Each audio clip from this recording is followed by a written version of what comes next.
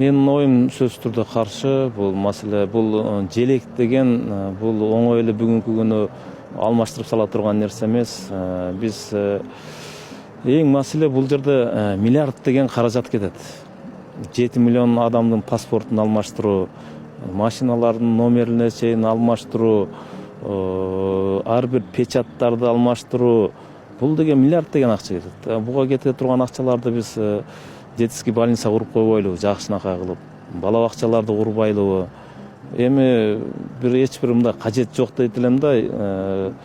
Желегибиздеги күндүн нурунун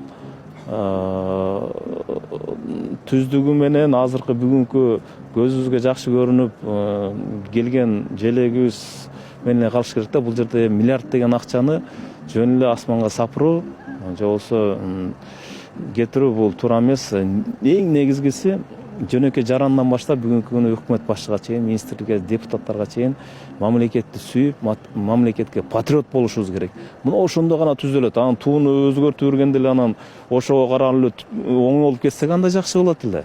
Андай болбойт.